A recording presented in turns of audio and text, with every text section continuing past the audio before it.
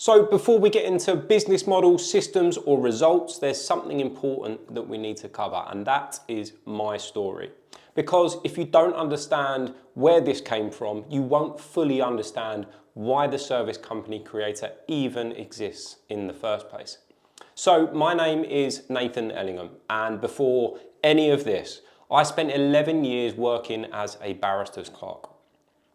On paper, it was a good job. Stable, respected, there was a clear career ladder and progression. But in reality, I was capped. No matter how hard I worked, my time was always tied to my income. Someone else decided my ceiling, and freedom always felt like something that was going to be later, not right now.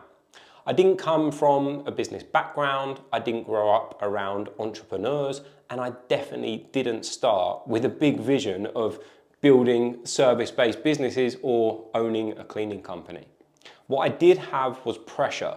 Pressure to provide for my family, pressure to create more control over my time, and pressure to find something that actually worked in the real world. Now, that's how I ended up in service businesses. Not because they were exciting, definitely not because they were glamorous, but simply because they made sense to me. I could see where the model worked. They were essential, they were already in demand, and people were already paying for the types of services that I wanted in my business every single month. Now, like most people, I made mistakes early on, trying to do too much myself, thinking growth meant putting in more hours, believing staff were the only way to scale the business. Over time, I changed my way of thinking. I realized the real opportunity wasn't actually in doing the work. It was in building the systems around the work, using contractors instead of employees, focusing on commercial clients instead of chasing small, low-ticket domestic jobs, and running the business remotely instead of being tied to an office location. Now, that shift changed everything for me. I was able to scale service businesses, work with large commercial clients, and eventually sell businesses I'd built, all without being on site every single day. And then that's where the service company creator was born. Not as a course, not as a shortcut, but as a framework built from real experience. The wins, the mistakes, and the lessons most people only learn the hard way. So this episode is about context, because the service company creator didn't just come from theory. It came from everything I've learned about building, growing, and selling service-based businesses. So let's move across to the whiteboard again, and I'm going to break all of this down for you so you have a full understanding of who I am. Let's get into it. So the start, I'm not going to take you all the way back to when I was born. I want to keep this kind of pretty short. So let's start from my working career. I worked as a barrister's clerk for 11 years. I left school at 16, went straight into working as a barrister's clerk. I had an uncle that was very successful barrister's clerk, and he's done incredibly well in the legal sector. And you know, I wanted to follow in his footsteps. That was my way of thinking. It was a very stable job, and you had a really good career path. It was really good. You could work your way up through different stages, get yourself to a point that you were the senior clerk, and then there's obviously CEO levels and things like that. And that was always my vision. When I was younger, I thought that's where I'm going to go. And as I began to get older, I was kind of early, well, even in my 18, 19-year-old, I was always kind of looking at businesses or looking at making more money. That's probably the best way to describe it, because I didn't really know what a business was. I was always just looking, how can I make more money? So I would look at side hustles and things like that, and I tried out numerous different things. As I got into my early 20s, you had like drop shipping come around and Amazon FBA, which I did a little bit later on. And obviously got involved in crypto and things like that, which we can all look back and laugh about now. NFTs, that was a good one. So if any of you have done anything like that before, you know, I was a prime example of shiny object syndrome, a prime example. So the problem was that my income was always capped. I essentially exchanged time for money. That's exactly what I did in my job. There was no control. always had to put in a holiday request. I had to be at work at a certain time. It was always Monday to Friday. Some days it rolled into Saturdays, and it was supposed to be like a 9 till 6, but it definitely wasn't. We would go out and develop a lot of business. We had to speak to solicitors all the time to get business for the barristers, and essentially always making money for barristers. That was the best way that you can kind of picture it. The trouble was with, especially with the chambers that I was at, the company that I worked for, there was no rewards. They never had any incentives. There was no good bonus structures or anything like that. So you could bring in 200 grand's worth of work for a barrister in a year and you wouldn't get anything for it.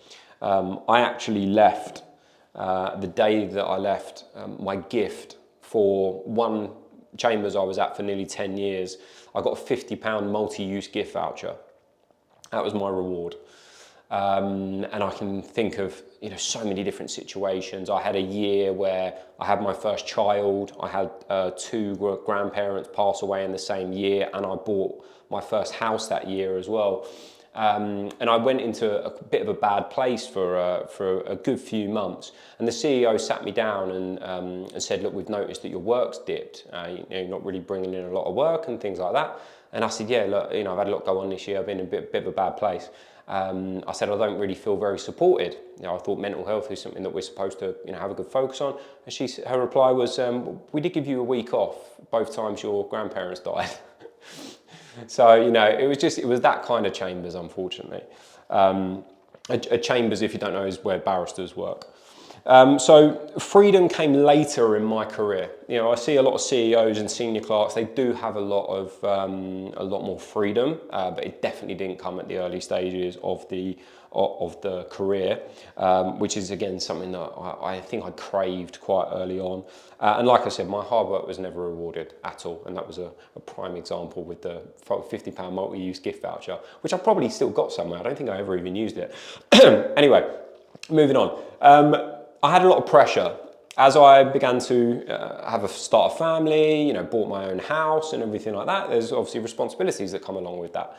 So it was more thinking, am I going to have to stay in this career and just long it out?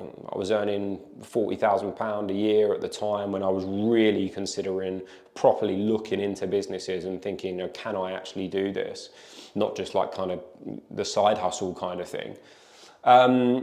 But I had to provide for my family. So there was kind of a fear around that if I went and did do this business, how can I structure it? How am I going to be able to take a salary? How am I going to replace the 40 grand a year that I was already making?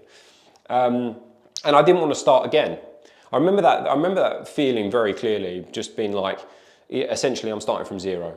You have to start from zero in business, unless some contacts that could give you a contract early on or something like that, I don't know. But there was fear around that, and then obviously the fear of failure.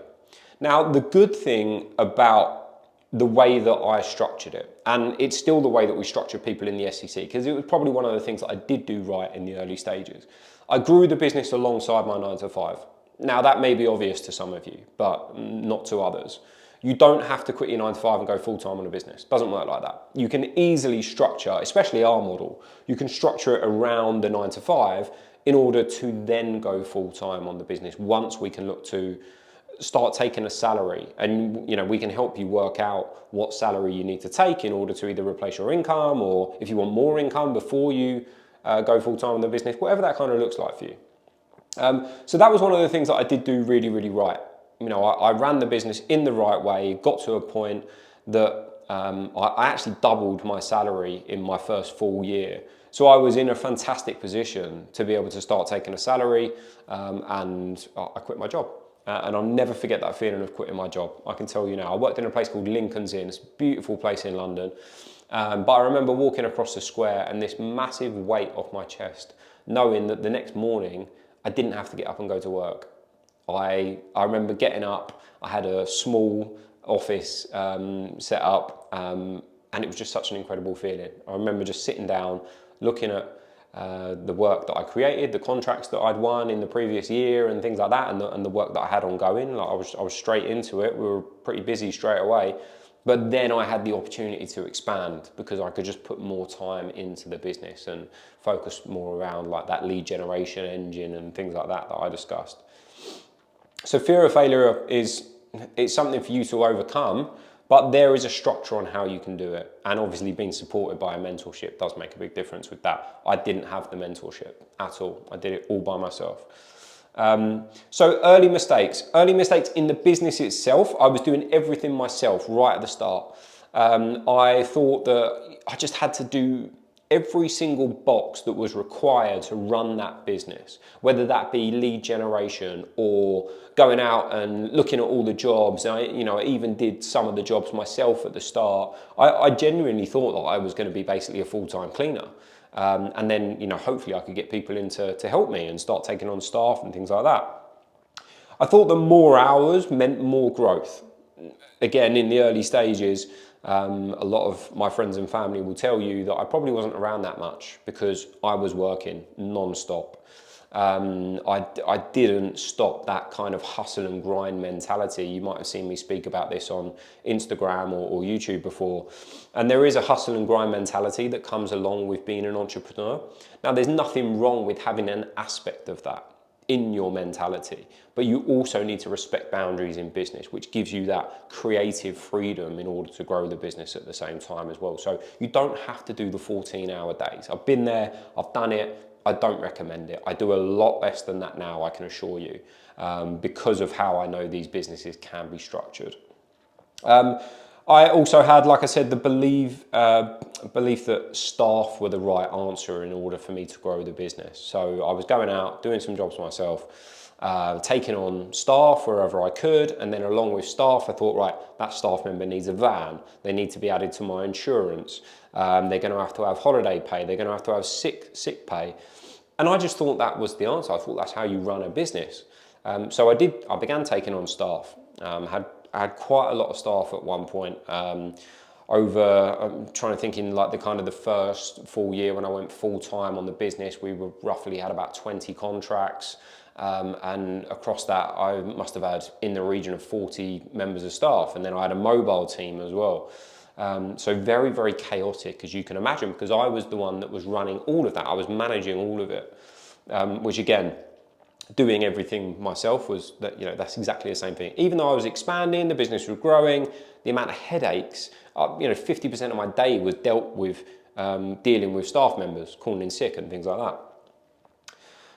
And then I took on too much small work in the early stages. Now, there is low ticket work in any service-based business. Physical services, an electrician changing a light bulb and they charge you a tenner for it, they probably charge a lot more than that. But you get where I'm going, small jobs. So, cleaning, domestic, once a week houses, things like that. I was taking all of it on. Now, the trouble was that it looked impressive because my revenue was growing, but my profits were absolutely tiny from that work, and it just didn't help me grow in the business. There's a fantastic book called 10x is easier than 2x by an author called Dan Evans. And that was a prime example of what I did. I got rid of every single low ticket thing that I just didn't require in the business. And I switched completely to the high ticket side of things, and that's where I grew, which was the shift. So the shift for me was systems over effort. When I implemented systems, that meant that I didn't have to put in more hours and I was easily able to grow the business. We help you set up systems in the business from day one now, which is really important. Contractors over staff, I literally got rid of all of my contractors. All of my staff, all of them, literally all of them. Some of them switched to a contractor model because I explained what I wanted to do and they were happy to become an independent contractor for me, which was great. Meant I didn't have to go out and find more contractors. But then I literally got rid of every single staff headache that I could possibly, I could do probably a whole series on the staff headaches that I had. So I managed to switch out and just get rid of all of them by switching to a contractor model. Now for me, I had quite a lot of work at the time. In those early stages, it was still quite a lot of work. So I had to then go out and find the right contractors that I wanted to continue to work with. And thankfully I did, and again, I never looked back. Never would I take on loads of staff ever again. I switched from high ticket over low ticket.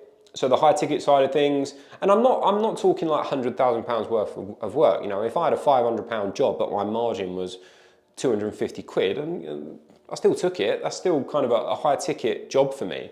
I'm talking, I got rid of all the low end, low ticket, once a week domestics that earn me £5, £10 here and there. It just was not worth it. It wasn't worth it at all because of the headaches that come along with it. So high ticket over low ticket was a massive shift for me. And then remote working to on-site. I realised that I didn't have to be on site all the time because of the way that I was operating with my contractors. I had really good check-ins with my contractors. I had good communication. I had good relationships built with them. I used project sign-offs, things like that. I made sure they had everything in place before the job or the contract got started. And then there was regular check-ins throughout that process. Just made my life so much easier. Honestly, I was a big fan of traveling. So I got to go on holiday a lot more. I got to, just enjoy working from home. I created a really nice office space. And it just gave me so much more freedom in my business. So remote is, again, something that we teach really, really early on. Now, don't get me wrong, if I had the odd job, so if you know about any of my background, I had like Wimbledon Tennis Club, the London Mayor's Office, things like that. Now, they were jobs that I wanted to be on because they were so prestigious. So I got the opportunity to go to jobs or projects or contracts that I wanted to. And that was a major, major shift for me. So off the back of essentially all of this come the results. Now, after switching, like I say, my first year in business, I did just over £90,000 in profit. So I more than doubled my income when I left London at the time. And then we had like COVID come along and everything like that. And I still made really good profits, but we did have like work drop off, but then we had like COVID cleaning come in, so it kind of replaced it. The first business ended up doing 1.3 million in 3 years. Then I sold off some of the contracts on that business, and then I decided to shut that business down. I realised that there was a lot of high ticket work that I wanted to put and take into a new business.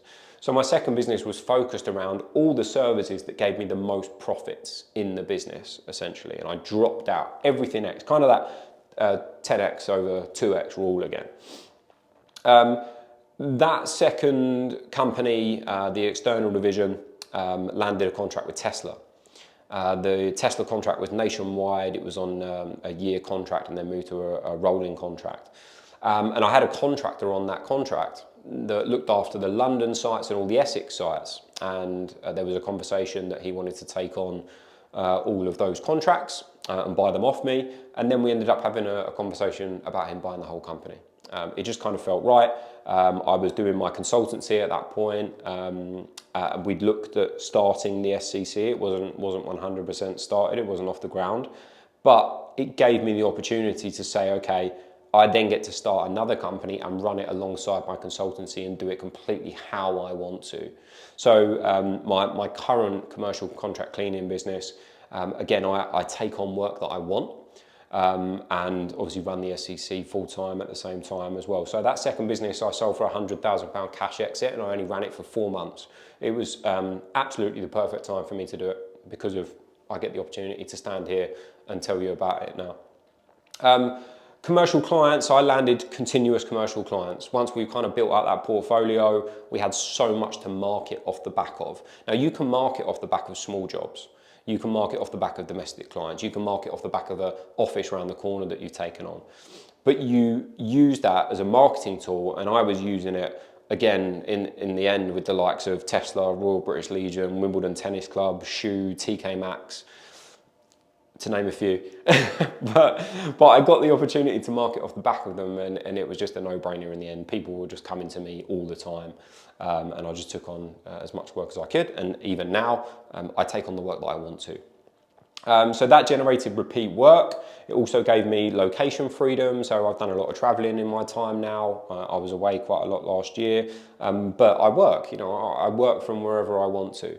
And that is something that I really, really enjoy. It's a big part of my life. And I also get to teach from my experience. So all of this, every single aspect of it, I get to teach day in, day out now. And what a privilege that is to be able to show someone from the start how to run one of these businesses, from all the mistakes that I made and all the wins that I've had.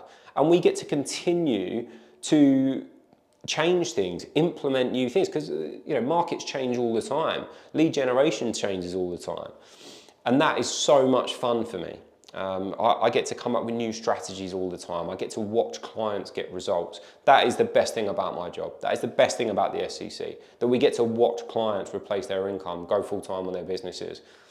Yes, they're making money, but the amount of freedom that so many of you and I desired is what I get to watch, and I get to teach from my own experience. So, like I say, I wanted to keep this short. I just want you to have an understanding of who I am, what I have done in business so far, and just a good understanding of my story. So, thank you again for watching. The next episode is probably the most important episode that you will watch. It is a full breakdown of the entire business model. I am going to go through it in depth. So when you're ready, head over there, and I'll see you shortly.